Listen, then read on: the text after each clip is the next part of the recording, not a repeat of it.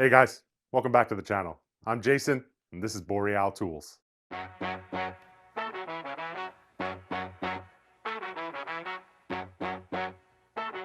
have an interesting one for you guys today. The tool haul in front of me was all purchased at my local dollar store. In Canada, we have one major dollar store brand, Dollarama. They're nationwide, so anybody across the country can pick up these tools. A little bit about me, I'm an industrial designer. So in my day-to-day work, I come across many different materials, woods, metal, plastic, fabrics. So I need a variety of tools to be able to work with all these different materials. My tools don't take a beating like a tradesman would on a daily basis, but I'm still always looking for the best bang for my buck. That's what you're going to get on this channel. I'm here to show you guys what tools you can find that are great quality for a great price. When people think about the dollar store, they think of crappy products. But I think I'm going to show you guys differently today. When it comes to the dollar store, they're so large that they actually invest in the products that they sell. And it gives people a little bit of peace of mind when they go to spend their money there. Because in this economy, people really want their dollar to go further. With the buying power that Dollarama has, I've even seen products from DeWalt, Craftsman, Irwin. Um, they obviously have the ability to buy overstock from larger companies. So sometimes you'll find brand name products. But everything I have here today is from their house brand, Duramax. I think if you put these on the shelf in a big box store, your average Joe would be hard pressed to be able to tell the difference whether these came from a dollar store or the budget brands who charge about 4 or 5 times the price. Besides showing you guys what kind of value you can get from the dollar store, I wanted to put a kit together for the average homeowner. I wanted to be able to solve minor problems that they might come across without having to call a professional. I think I hit all the major categories when it comes to home ownership, from plumbing to electrical, furniture assembly, furniture disassembly, making your walls look like Swiss cheese because you measured the studs wrong, and making sleeveless shirts because when the sun's out, the guns are out. Let's take a closer look at these tools and I'll show you what I'm talking about. So let's start with the basic tools and we'll work our way up to the more interesting ones. First thing we got here is the auto locking tape measure coming in at $5. It's a 25-foot tape measure with a rubber overmolding to give you a little bit of drop protection. The tape measures in imperial and metric, so whichever measurement you use, it's got you covered. Like I said, it's auto locking, so whichever measurement you open it up to, it will stay there. It's not the thickest tape, so you won't get as much standout as you would from a big brand name, but it'll get you about 8 or 9 feet when I was testing it. And when you're done with the tape measure, just push the button and it'll retract right back in. Next here we have the drill bit set. It comes in a nice hard case, so you can throw it in your tool bag and you don't have to worry about damaging your bits. These are high-speed steel drill bits with a black oxide and gold coating for added protection. You get a full size range from 1/16 to 3/8. So the average homeowner is covered in most tasks. They're not the most durable bits. As you can see, I'm missing one here. I tried to drill into some thicker steel and it just didn't cut it. But if you're drilling into wood, plastic, thin sheet metal, these will do just fine. They're pretty well ground. They have a nice sharp cutting edge and a nice clean grind. So for $5, call me impressed. Next, let's have a look at the 9-piece Allen key set. It comes in at $4.75. It doesn't mention whether it's a metric or an imperial set. For the average homeowner, that's not really going to matter when you're assembling IKEA furniture. But if you're a professional, yes, you want a separate set for metric and imperial because you don't want to round over bolts on the job site. If we have a look at the set here, it comes in a carrying case so you can keep all your keys organized. The keys are nice and robust. They're long so you can get a lot of torque if you have to tighten or break loose a stubborn bolt. They're not ball end, so you're not going to be able to get in at an angle if you don't have great access. But for most people, that's not really an issue. We can take a look here at the 4mm. If you look at the packaging, it says the 4mm is equivalent to 5/32. I have a hex head Chicago screw here. As you can see, the 4mm fits inside, but it is a little loose. You get a little play. So if this is a stubborn bolt, you might end up rounding over the bolt or maybe even the Allen key. Here you can see a 5/32. It gives you a much better fit. So yes, like it says, you can use it on either or. If it is a stubborn bolt, I would recommend using the right size so you don't round it over. But if you're just assembling furniture, this will do you just fine. So next what I have here is a pair of scissors. I didn't find these in the tool aisle. I actually found them in the personal hygiene section. You see these scissors often used by paramedics for cutting fabric or cutting straps, or you'll see them used by athletic trainers on sports teams for cutting bandages, cutting tape. So they're usually associated with pretty rugged tasks. And in the shop, that's exactly what they'll find. You'll either need to cut up rags, you'll cut up cord, cardboard, plastic packaging, and they eat right through that.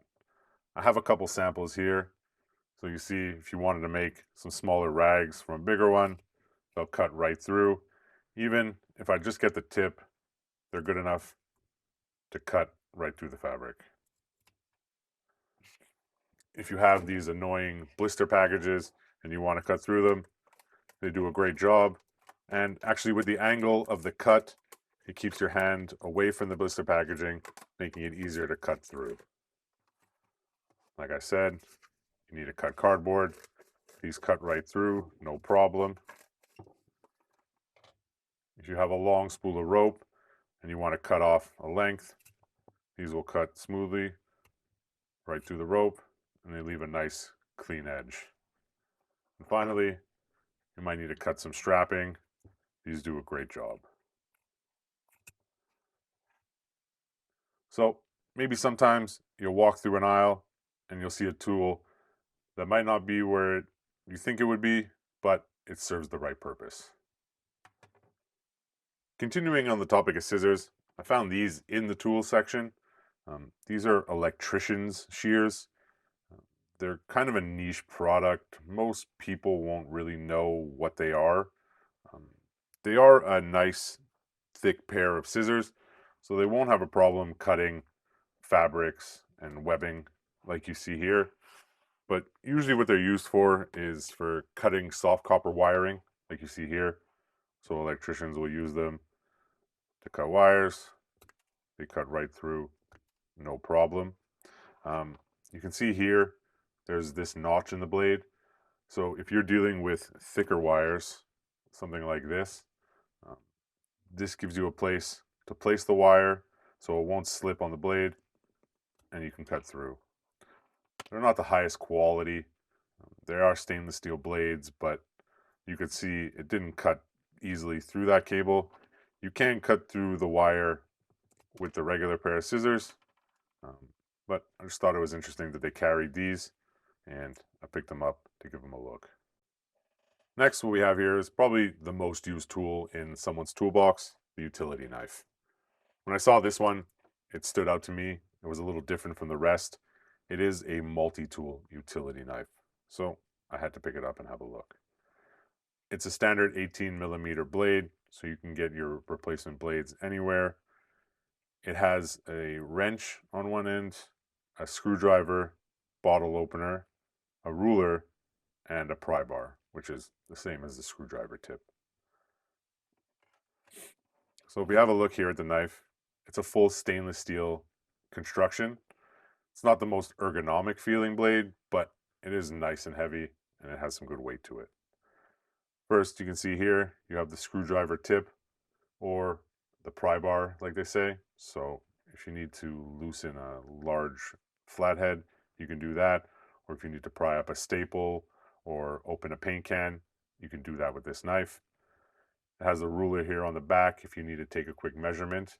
It's only metric. They don't offer imperial on this one. You have the wrench end here. So it comes with some common sizes, 4, 6, 8, and 10. If you have to loosen a nut or a bolt, you can do that with this tool. What would a multi-tool be without a bottle opener, of course? And you have the blade here. So you can extend the blade out You have a thumb screw here that you can tighten to lock the blade into place. If you have to replace the blade, you have to fully remove the thumb screw, and this T-nut here in the back will drop out, and then you can pull the blade out, drop a new one in, and tighten everything up. So next what we have here is their bit kit. This is a great addition to any tool bag because this will give you some extra bits that might not come with a regular screwdriver.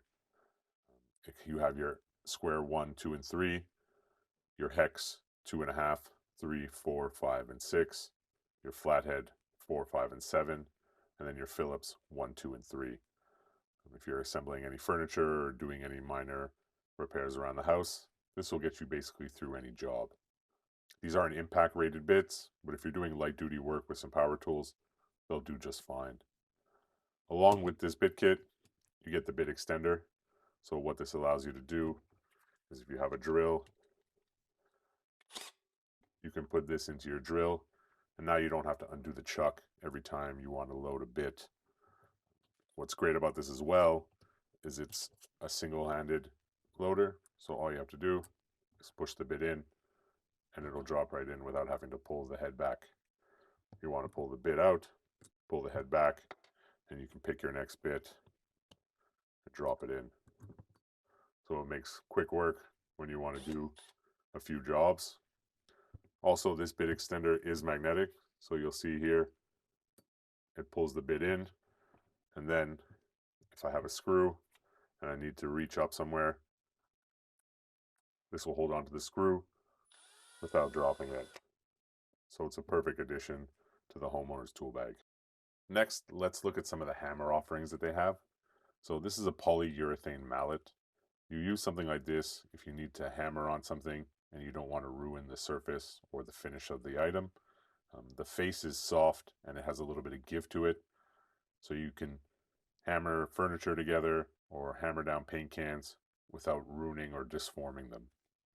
This is a full metal tang in this hammer, so you have metal here which goes all the way down to the shaft.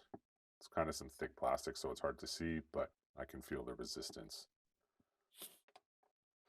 What's also great about this hammer, being from the dollar store, is if you end up ruining these faces, they come right off. So you can unscrew it and then you can buy replacements. They have different materials that you can replace these faces with, soft brass, other kinds of plastics. So when these get ruined, this hammer just doesn't go in the trash.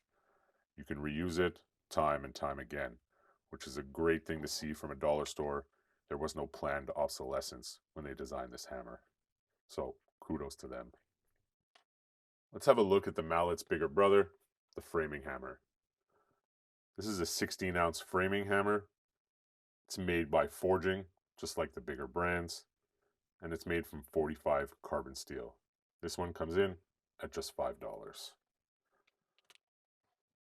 So this hammer has a full metal body construction. So it starts at the top and goes all the way down to the bottom of the handle.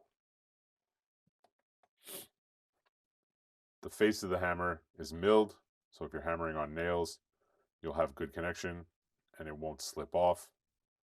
Again, the head of the hammer is pretty in line and flat at the top, so if you have to hammer close to a wall, you can get right in there and get good connection with the face. The hammer has a magnet here in the top, so you can hold a nail and hammer it in one-handed and don't have to worry about breaking a finger. The claw on the hammer is pretty straight, so if you have to pull a nail, you don't have to start at a very far angle, and you can get good leverage right off the bat. Let's have a look at the wrench that they offer. This is the 10-inch adjustable wrench, and again, it is drop forged from CRV steel. And at just $5, the workmanship of this wrench really impressed me. You can see after forging, they took the time to grind the surface, clean it up and make it smooth, and that's a nice touch to see for just $5. They laser engraved the measurements on the side here, so it opens from 0 to 35 millimeters, so about 1 3/8 of an inch. Again, the jaws here close perfectly parallel, just good workmanship. There's no gap at the end. Really nice to see. The mechanism on this wrench is super smooth. There's no binding whatsoever.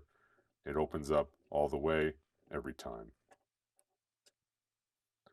The handle has a nice rubber grip, so if you really have to wrench down on something, you're not going to hurt your hand on the metal, which is nice to see. And here you have the lanyard hole, so if you want to hang it off your belt, you can do so. Again, for $5, just really impressed by this tool. Let's have a look at some of the adjustable pliers that they offer. So this is the 10-inch slip joint pliers. Again, drop forward from CRV Steel and just $5.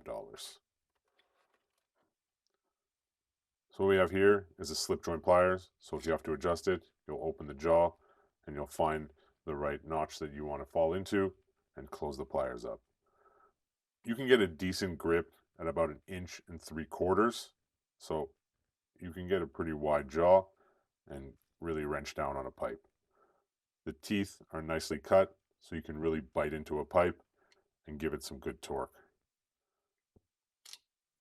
You can see here, the jaws meet pretty well, and you have your comfort grip handle, so you don't hurt your hands. The last adjustable plier I have here really caught my attention when I saw it on the shelf. They really went after Knipex with this one. This one has a similar Cobra style jaw to the Knipex, and the mechanism specifically from the 8801. That's the only other plier I've seen with this mechanism, so clearly they had them in mind when they designed it. To adjust the plier, you turn until you reach the flat spot, open it to the position you like, and then turn it to lock it into place. Fully open, this plier has a 1.5-inch jaw, so you'll get done most tasks around the home. I can't see you coming across a pipe that you're not going to be able to grip with this. Again, the craftsmanship on this plier is really good. You can see how well the jaws close, parallel faces, and really sharp teeth. It's a firm rubber grip handle, but I like that because it's nice and small, so your hand is not really open and you can really tighten down on this. When you think of a screwdriver from the dollar store, the first thing that comes to mind is a cheap fixed blade screwdriver that you would throw in the back of a junk drawer. But this is not that. This screwdriver punches way above its weight. So first, you have the plastic injection molded handle with a rubber overmolding, so you can really get a good grip. It has these textured pads on either side, so you really have a place to put your thumb when you're driving in the screws. You have on-bit storage here in the bottom, so the cap comes off, and you have your bit rail here. I replaced it with more common bits that I use, but it has a full bit set here in the bottom, and it even gives you a magnetic extension. So if you need a little bit extra reach, you can pop your bit in there, and now you have a little longer screwdriver with better reach. But that's not what really makes this screwdriver stand out to me. It's the extra features that it has. So first off, this is a ratcheting screwdriver, 32 teeth, not the finest, but for small jobs around the house, it'll do just great. It has a pretty strong back drag, but that's what you expect from a dollar store screwdriver, not the most precise mechanism. You have the selector switch up top, so you have it to loosen. You can lock it in for fine tuning, and then finally tighten. So just like every other ratcheting screwdriver, if I need to drive in a long screw, I can do it without having to reset every time. But what makes this screwdriver a little bit different is this part right here. So as you can see on the top of the screwdriver there, it says 5 times speed. So what this does, if you're driving in long screws, let's say into electrical outlets or into furniture, if you hold on to this part right here and you turn the screwdriver, it turns it much, much faster. So you can get the job done much quicker. Again, because of the back drag, this screw doesn't have enough resistance to engage the mechanism, but as you can see, if I did, it would reset and drive again. And the same principle, if I want to back it out, just keep going at 5 times the speed. It's kind of hard to see like this, but if I take some tape and place it around the tip here, might make it easier to illustrate. So here we go. You can see regular ratcheting. The tape is just going around. But if I hold on to here, you can see the speed at which the tape rotates around the shaft. So don't always stick your nose up at a dollar store screwdriver because it just might impress you. All right, we're in the home stretch here. The last three tools on the list, the family of pliers. So first off, we have the 6-inch wire cutters. Again, hot forged from CRV Steel and just $5. So we have these pliers here. They are spring loaded. So if you do have to do a lot of repetitive cuts, there is that aid. So you don't have to reset the plier every time you want to cut a wire. They are pretty well machined. As you can see here, the points meet very nicely. So that is great to see. And they do is exactly what's intended. Cut wire, no problem.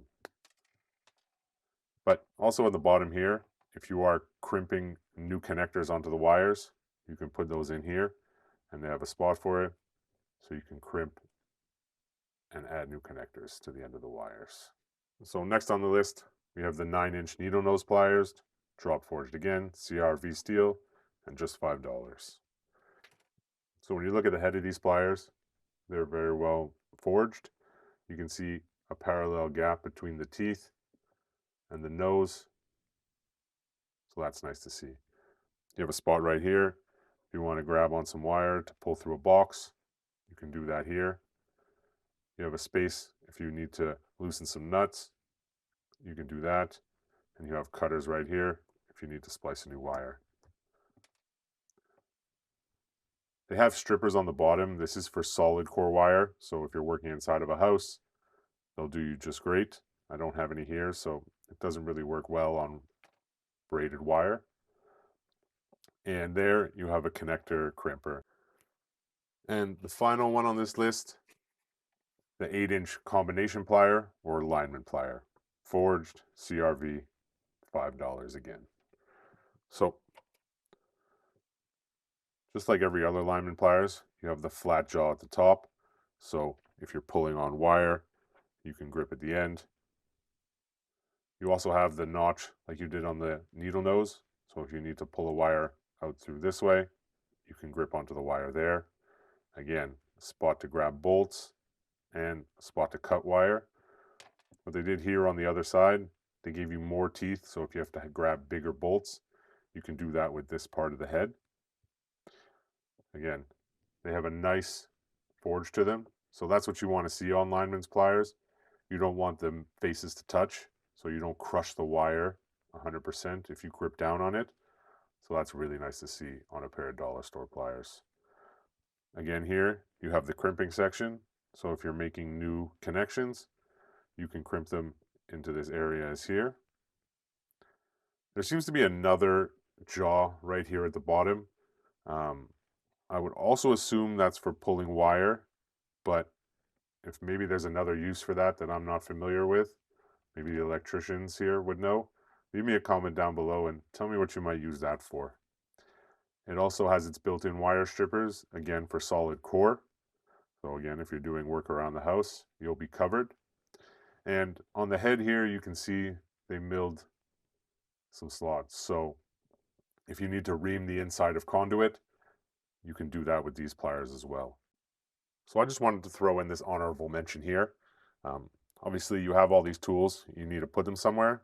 And if you don't necessarily have a toolbox, this will be the next best thing. So this is their tool pouch or utility pouch.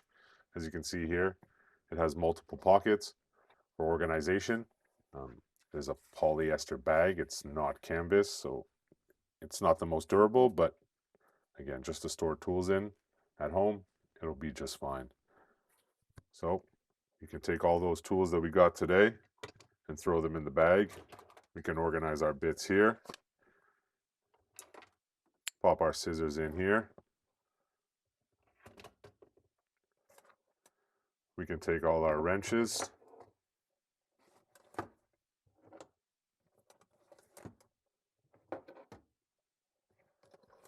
Throw them in here. We got our pliers that we can throw them in.